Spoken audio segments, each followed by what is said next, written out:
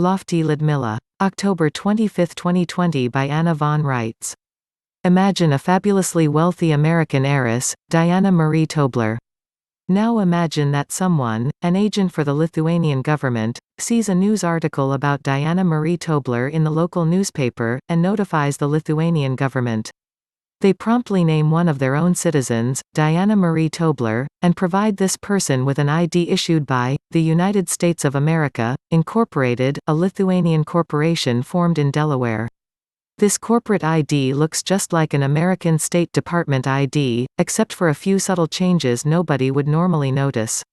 So this Lithuanian has the exact same name and appears to be the American heiress Diana Marie Tobler.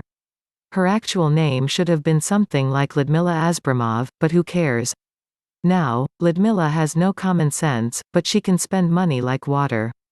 So she does that. She buys the Ritz-Carlton and the port of Helsinki. She buys diamonds and pearls, and jet airplanes and aircraft carriers, a small island in the South China Sea, and all sorts of other things to the tune of trillions of dollars, and she charges it all against the credit of Diana Marie Tobler.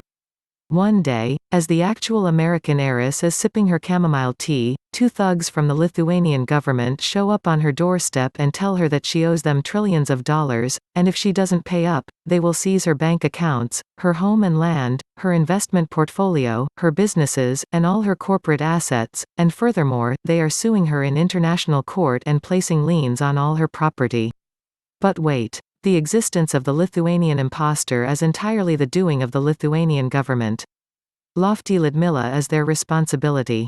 And the victim, the American lady, the actual Diana Marie Tobler, doesn't owe the Lithuanian government a dime.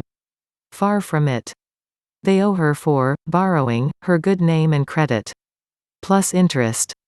So the American heiress says, "That's bunk. I didn't buy an island in the South China Sea and I don't know where Helsinki is without a map and what the." And then she narrows her eyes suspiciously and roars, "And who do you think you are?" Now, substitute the U.S. government for the Lithuanian government in this little story, and you will have the whole picture nailed down tight. The only thing confusing about this is that most Americans don't know that the U.S. government is a foreign subcontractor, just as foreign as the Lithuanian government, and don't suspect it of wrongdoing. When the U.S. government sends its thugs, we don't recognize them as foreign. We don't see that they are acting under color of law. We don't know that they have no authority related to us. We are confused, stymied. We don't know what they are talking about. Who is this other Diana Marie Tobler? We don't know what is going on. How could we? That's the whole point of a good con. So, what the Lithuanian government, in this story is aiming at is to exhaust our purloined credit, and then seize our actual assets as payment for their own theft. And the U.S. government is aiming at precisely the same thing in real life. Now, to say that this situation is urgent would be an understatement. Millions upon millions of Americans, just like Diana Marie Tobler, are about to get the bill for all this chicanery. Gigantic IRS bills and property tax bills and pension tax bills and state, franchise taxes are set to show up in mailboxes nationwide, and what will you do? Let me suggest that you report the crime to the Lithuanian government and the United Nations and the Pope and the Queen, who are the masterminds responsible for this crap, and all the actual Americans, and prepare your pitchforks. The guilty parties are preparing to offer you debt forgiveness, related to all these debts that aren't yours.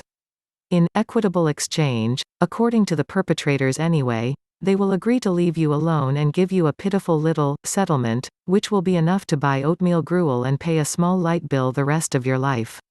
Let me suggest that what they need is a pink slip and a prompt reply, something to the effect, "Get thee behind me, Satan. Go into the abyss prepared for you. Leave this earth and call down no debt and no infamy on anyone but yourself." Please consider making a small donation to help support Anna and the Living Law Firm, by visiting the AmericanStatesAssembly.net, scroll to the bottom and click the Donate Now button. Thank you.